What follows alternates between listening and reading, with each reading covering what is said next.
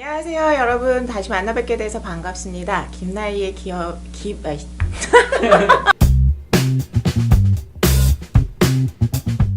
안녕하세요 여러분, 김나희의 기분이 좋아 반갑습니다.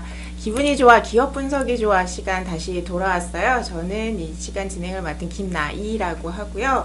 제가 보니까 여러분들이 취업 시즌에 자기소개서를 쓰시거나 면접을 준비하실 때 기업 분석을 철저히 하시는 것이 굉장히 중요한데, 그 중요성을 알고 계시는 분들도 계시고 나 그런 거까지 다 할 시간이 없는데 하시는 분들도 계시는 것 같아요. 그래서 오늘은 첫 시간이기 때문에도 왜 기업 분석을 여러분들이 하셔야 되고 이게 왜 필요한지 일단 짚고 넘어가야 될 것 같아요.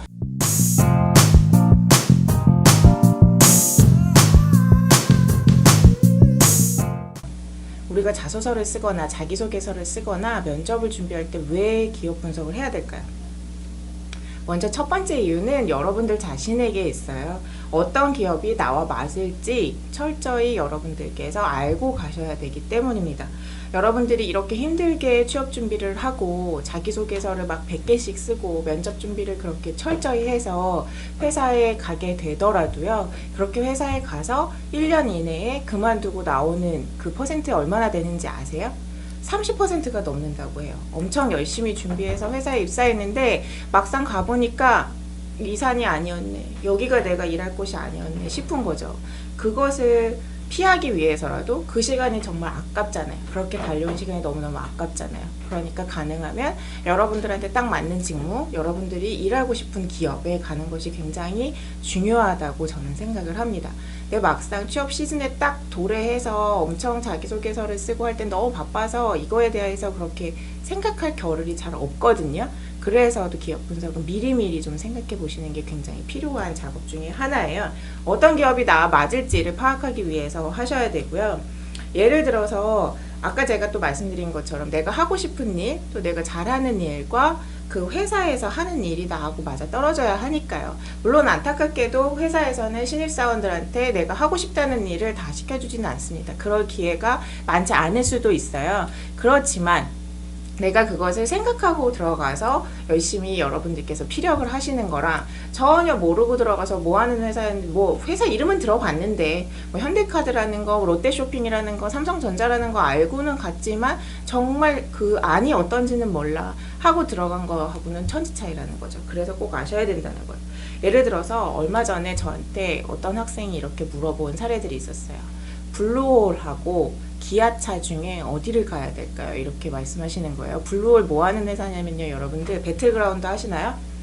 아마 많이들 하실 거예요. 그쵸? 배틀그라운드 지금 그 게임만 3천만 장 이상이 글로벌에서 팔리고 있대요.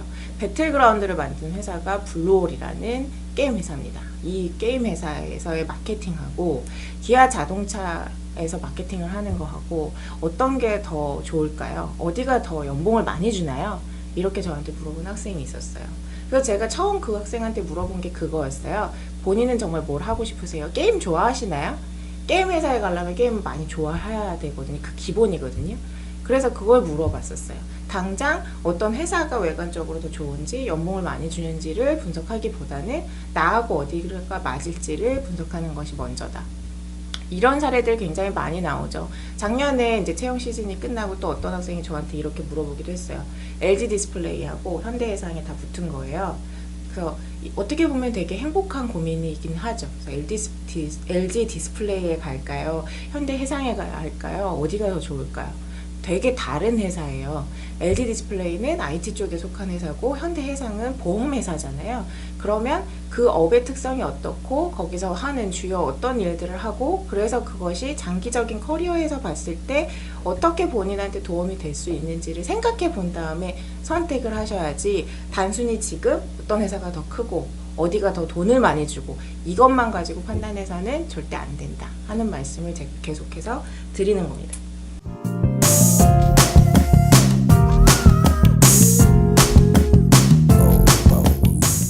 두 번째는 바로 돈 문제하고도 관련이 돼 있죠. 여러분들께서 직장을 선택하실 때 요즘 굉장히 또 중요하게 보시는 것 중에 하나가 연봉, 두 번째 워라밸을 보시죠. 연봉은 이왕이면 내가 일하는 거에 대해서 가치를 제대로 받고 싶어요. 하는 고민에서 시작한 거고, 워라벨은 가능하면 내가 퇴근 후에 좀 삶이 있었으면 좋겠고 워크라이프 밸런스가 맞았으면 좋겠다 하시면서 많은 취업을 준비하시는 분들이 워라벨에 대한 이야기도 많이 하시는 것 같아요. 그러면 일단 워라벨은 조직 문화하고 관련되어 있으니까 둘째 치고요. 연봉에 대한 이야기를 할 때 우리가 연봉을 많이 받고 계속 돈을 이왕이면 많이 벌면서 살아나가려면 어떻게 해야 될까요? 어떤 기업에 들어가야 될까요? 그거를 여러분들께서 분석해 나가셔야 되는 거죠. 프로덕트 라이프 사이클이라는 게 있어요. 경영학과를 뭐 복수 전공하셨거나 부전공한 친구들은 보셨을 수도 있는 그림인데요. 제품이나 그러니까 상품이나 서비스가 라이프 사이클 생애 주기를 가지고 움직인다 하는 점인데, 여기서 보면 초기 단계가 있고요. 성장 단계가 있고 성숙 단계가 있고 그 다음에 쇠퇴 단계가 있습니다. 여기서 여러분들이 연봉을 많이 받으면서 다닐 수 있는 회사는 어디냐? 그래서 시장 초기 단계는 굉장히 리스크 테이킹도 많이 해야 되는 그런 단계인 거고, 여기서는 아무래도 그런 리스크나 도전 요소가 훨씬 더 많기 때문에 시장에서 어떻게 이 제품이나 서비스가 어떻게 될지 모르는데 연봉을 많이 받을 수 있기는 힘들겠죠. 그렇지만 연봉을 이제 많이 받을 수 있으려면 이 시기에 사실 들어가서 성장기까지 기업이 커나갈 때, 혹은 그 상품이나 서비스가 커나갈 때를 같이 주기별로 할 수 있으면 굉장히 연봉을 많이 받을 수 있다는 거죠. 예를 들어서 컨설팅 업계 같은 경우에는 요 사이클에서 지금 어디에 있을까요? 컨설팅, 전략 컨설팅 뭔가 되게 멋있는 것 같아서 여러분들이 많이 가시려고 하잖아요. 컨설팅은 어디에 있냐면, 컨설팅에서 지금 일하시는 분들이 들으시면 뭐라고 하실지 모르겠지만 성숙 단계에서 디클라인으로 가는, 성숙에서 쇠퇴로 가는 그 길목에 있어요. 왜냐하면 예전에는 뭐 여러분들 아시는 베인이나 BCG나 맥킨지나 그런 컨설팅 회사들이 굉장히 각광을 받았어요. 막 좋은 학교 나오는 인재들이 그쪽으로 많이 가기도 했고요. 우리나라 대기업들이 그 회사 출신들의 그 회사에다가 컨설팅을 많이 의뢰하기도 했었습니다. 근데 요즘에는 그렇게 컨설팅을 의뢰하는 정도 수 자체가 많이 줄어들었어요. 이유는 이미 대기업에 혹은 중견기업에 똑똑하신 분들 많아요. 여러분들 같은 인재들 그 회사에 이미 많아요. 그래서 우리 회사 문제를 우리 회사에서 같이 일하지도 않는 사람들에게 별로 듣고 싶어 하지 않는 거죠. 나도 똑똑해, 나도 우리 회사 문제들 잘 알고 잘 해결할 수 있는데 왜 굳이 남한테 하는 것들이 더 많아지기 시작한 거예요. 수요가 줄어들면서 컨설팅 업계 요새 힘들어지고 있죠. 정통적인 뭐 광고 대행사 같은 경우도 마찬가지죠. 인쇄 광고, TV 광고 요새 누가 봐요? 여러분들도 지금 저와 함께 유튜브로 보고 계시잖아요. 인터넷으로 보고 계시잖아요. 그래서 TV 광고를 시청하기보다는, 신문을 보기보다는 페이스북이나 인터넷을 통한 노출이 훨씬 더 많아지고 있기 때문에 이렇게 디지털 광고를 집행하는 회사들은 성장 속도가 굉장히 가속화되고 있지만, 기존의 TV 광고나 인쇄 광고를 집행하는 회사들은, 광고 대행사들 지금 되게 힘들어진 거죠. 이런 것들을 여러분들께서 꼭 알고 계셔야 돼요. 현대차나 삼성전자 같은 회사들 다 마찬가지고요. 뭐 롯데쇼핑, 신세계 이런 회사들 보실 때에도 이 회사가 지금 어떤 단계에 있는지, 지금 뭐 힘들지는 않은지, 직원들이 계속 성장하고 있는 직원들뿐만 아니라 회사 상품 서비스가 성장하고 있는지를 확인하고 들어가셔야 여러분들이 고생하지 않습니다. 저는 여러분들이 꽃길만 걷기를 바라고 있거든요. 많이들 금융권을 이제 준비하는 학생분들이 높은 연봉 때문에 많이 가시려고 하잖아요. 그러면 왜 금융권이 연봉을 많이 주는지를 알고 가셔야 된다는 거죠. 그리고 그들의 사이클이 지금 어떤지를 알고 가셔야 된다는 거예요. 미래에셋대우하고 롯데쇼핑의 지금 연간 급여 총액을 비교해 볼게요. 미래에셋대우는 돈 많이 주죠. 리테일 지점에 있으신 분들한테 지금 1인당 평균 교배액이 1억 정도 나갔고, 본사 영업 같은 경우에는 1억 3천 정도 나갔고, 관리 지원 같은 경우에도 1억 정도 나갔어요. 남녀 차이가 있기는 하지만, 근데 그에 비해서 롯데쇼핑은 어때요? 훨씬 더 근속연수는 이제 롯데쇼핑 쪽이 좀 더 긴데, 긴 것도 있고 뭐 짧은 것도 있고 하네요. 할인점 같은 경우에는 5천, 여자 같은 경우에는 뭐 2,600, 기타는 뭐 4,000, 여자 같은 경우에는 뭐 2,300, 뭐 요 선에서 지금 형성이 되고 있어요. 왜 이렇게 다른지를 보고 가셔야 된다는 거죠. 그 다음 장에서 제가 미래에셋대우 손익계산서 한번 보여드릴게요. 미래에셋대우의 손익계산서를 보면 2016년하고 2017년에 순영업이익을 볼 수가 있고요. 여기서 판매비하고 관리비도 제가 확인하시라고 보여드리는 거예요. 아, 난 이런 숫자는 볼 줄 몰라. 이런 거 손익계산서 같은 거 한 번도 본 적 없는데 왜 봐야 돼? 보셔야 돼요, 여러분들. 회사는 여러분들이 나중에 이제 다니시게 되면 하루 24시간 중에 반을 그 회사에서 보내게 되거든요. 그래서도 꼭 알고 가셔야 됩니다. 자, 손익계산서의 그 미래에셋대우의 순영업이익을 볼까요? 여기 단위가 10억 원이면 제가 이렇게 숫자에 약해요. 증권에 오래 있었는데도. 얼마인가요? 하여튼 돈 많이 벌었어요.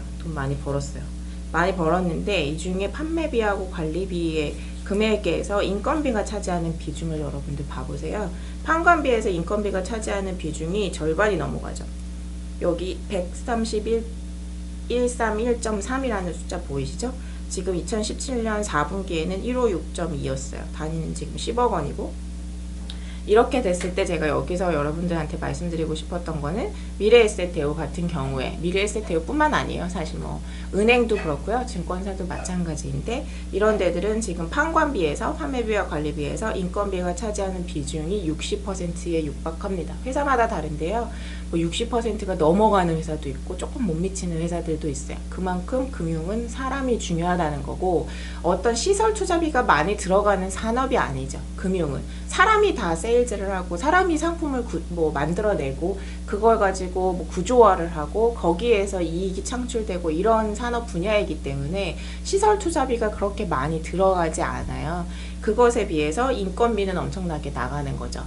판매 관리비에서 60%나 인건비가 차지한다는 거는 그만큼 사람이 중요하다는 거고, 그러니까 사람을 뽑는데 되게 주의를 기울이면서 그 사람들한테 돈을 많이 주는 거예요. 그거에 비해서 롯데쇼핑 한번 봐볼까요? 롯데쇼핑의 지금 매출액, 총 매출액, 영업이익이 나와 있어요. 이렇게 보면 여러분들께서 일단 롯데쇼핑이 어디서 돈을 많이 버는지를 아실 수가 있어요. 이것도 아셔야 돼요. 그러니까 내가 롯데쇼핑에 간다고, 뭐 삼성전자에 간다고 그냥 커다란 회사에 그냥 떨렁 가는 게 아니라 사업 부분이 막 나눠지잖아요. 그 사업 부분이 어떻게 구성되어 있는지, 그 사업 부분 중에서 나는 어떤 사업 부분에서 일하고 싶은지 자기소개서에 명확히 써주실수록 좋고, 그 명확하게 써주시면서 관련된 경험들을 많이 해나가실 수 있을수록 좋기 때문에 어떻게 매출이 구성되어 있는지 그래서 반드시 보셔야 되는 거죠.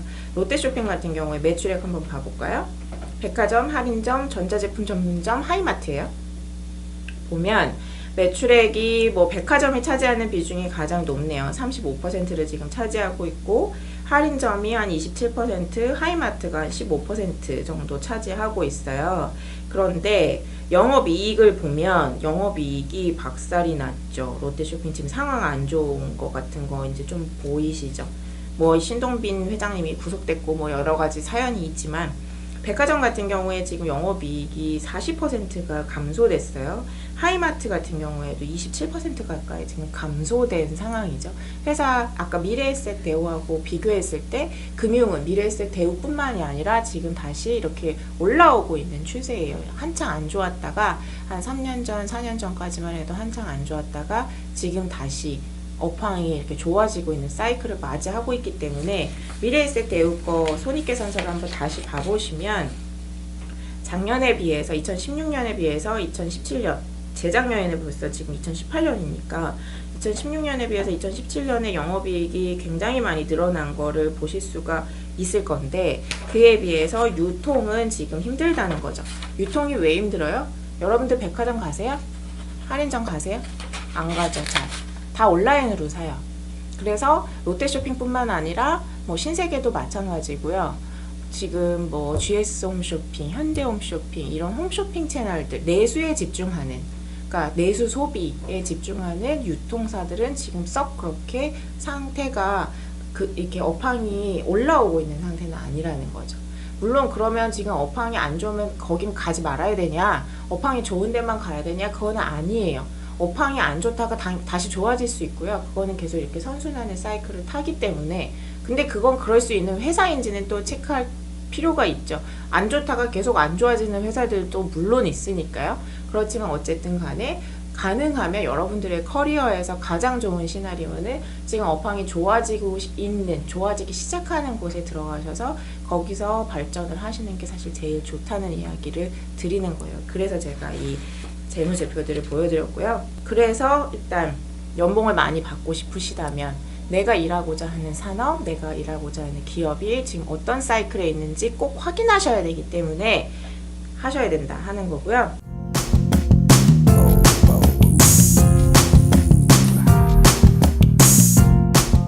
세 번째, 왜 기업 분석을 해야 되냐 라는 얘기를 더 해보면, 세 번째 이유는 기업 분석은 여러분들 취업하는 과정은 연애하고 똑같아요. 어떤 분은 결혼하고 똑같다고 하시더라고요. 그냥 계속 상대를 바꾸는 게 아니니까요. 한번 뭐 이직은 가능하긴 하지만 한번 회사를 들어가면 보통 한 3년에서 5년 여러분들이 나중에 이직까지 생각하면 그 정도 텀을 생각하셔야 되거든요. 그런데 이게 잘 되려면 상대방의 관점에서 여러분들 생각하셔야 돼요. 연애하실 때 생각해 보세요.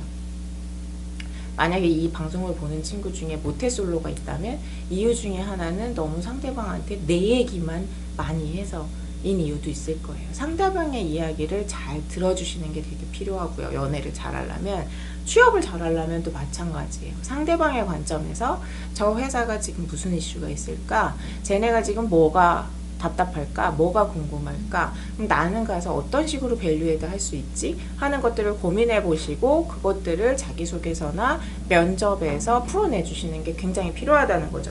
여러분들 얼마 전에 무한도전 보셨어요? 무한도전에서 취업편 했었잖아요. 유재석하고 양세형하고 조세호하고 가서 배달의 민족, 우아한 형제들하고 넥슨하고 어디죠? 해태제가 면접 보고 뭐 이런 과정들이 나왔었는데 저는 거기서 양세형하고 조세호가 되게 기억에 남아요. 조세호는 어땠었냐면 새 회사를 다니면서 면접에서 다 프로보찜러라는 얘기를 했어요. 안녕하세요. 저는 프로보찜러입니다. 다 똑같이 얘기했어요. 그에 비해서 양세형은 어떻게 했냐면 면접 보는 회사마다 다 다르게 자기소개를 준비해서 갔습니다. 듣는 사람이 딱 알아요. 이 사람이 이거를 다 그냥 똑같이 외워가지고 여기 가나 저기 가나 이 얘기를 하나, 아니면 우리 회사에 맞는 준비를 하기 위해서 노력해 왔는지, 거기서부터 사실 자기소개 해보세요 하는 그 첫 마디에서부터 차이 나는 거거든요. 그렇기 때문에도 여러분들이 하셔야 하는 거고, 네 번째, 마지막 이유는 이런 것들을 다 종합해 볼 때 기업 분석은 결국에 여러분 자신을 위한 투자입니다. 내 인생을 걸고 일을 하게 되는 거기 때문에 말씀드렸지만 24시간 중에 아침에 8, 9시에 출근해서 저녁에 6, 7시에 퇴근하기까지, 6, 7시에 사실 퇴근하면 땡큐죠. 7, 8시에 퇴근하기까지 그 시간 동안 내가 어떤 일을 하느냐, 어떤 분위기의 회사에서 어떤 사람들과 같이 일을 하느냐, 어떻게 나의 시간을 보낼 것이냐에 대한 문제는 굉장히 중요하고, 이렇게 커리어가 쌓여 가는 것이기 때문에 바로 여러분들의 시간과 여러분들의 인생이 투자되는 일이기 때문에 기업 분석이 굉장히 중요해요. 네, 오늘 왜 기업 분석을 해야 할까에 대한 이야기는 여기까지 마치도록 하겠습니다.